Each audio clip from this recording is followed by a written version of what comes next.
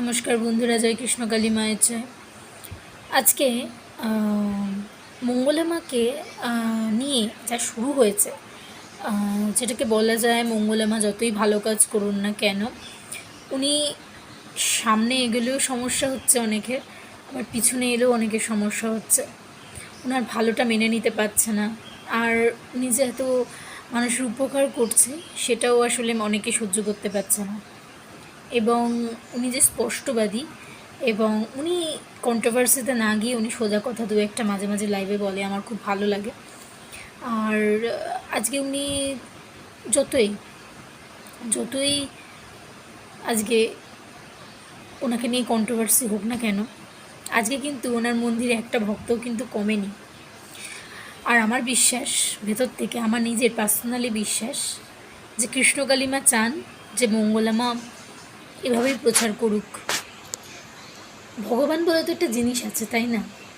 ভগবান বলে একটা জিনিস আছে, যে জিনিসটা আমরা খুব মানি, ঈশ্বর। আমরা সনাতনী হিন্দু, আমরা ঈশ্বর মানি, ভগবান মানি। আর যদি সত্যি ভগবান নিয়ে ব্যবসা চলতো সেই মন্দিরে, আমি মনে করি কৃষ্ণকালী মা এত জাগ্রত, এত দেশের কোনায় কোনায় আজকে দু আড়াই বছরে পৌঁছে গেছে, যেখানে হাজার না লাখ লাখ কোটি কোটি মানুষ মাকে চেনেন। এবং সেখান থেকে আজ এত মানুষ উপকার যখন পাচ্ছেন, তখন নিশ্চয়ই মঙ্গলা মা যদি কোনো অন্যায় করতেন, বারবার কৃষ্ণকালী মা ওনাকে বিপদের দিকে ফেলতেন, বা ওনাকে কোনো না কোনো দিক থেকে ওনার উপর একটা খারাপ এফেক্ট পড়তো, বা খারাপ একটা কিছু হয়ে যেত।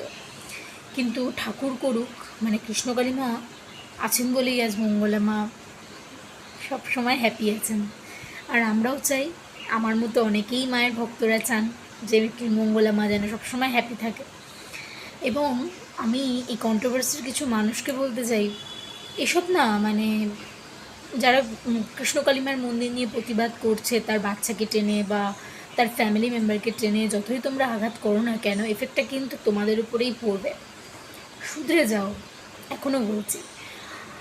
শোধরানোর হলে অবশ্য অনেক দিন আগেই শোধরাতে, আর শোধরানোর কথা কি বলবো তোমাদের। তো একজন তো আদা জল খেয়ে পড়েই আছে মঙ্গলা মার পেছনে, মঙ্গলা মাকে নিয়ে সারাক্ষণ দিন রাত পড়ে আছে, তাতে মঙ্গলা মার কচু হয়। আর এটাই বলবো, আজকে কৃষ্ণকালী মায়ের মন্দিরে হাজার হাজার ভক্ত মঙ্গলা মাকে ভালোবাসেন, তাই মায়ের নামে কেচ্ছা রটিয়ে, বদনাম রটিয়ে, খারাপ কিছু করেও কিচ্ছু হবে না।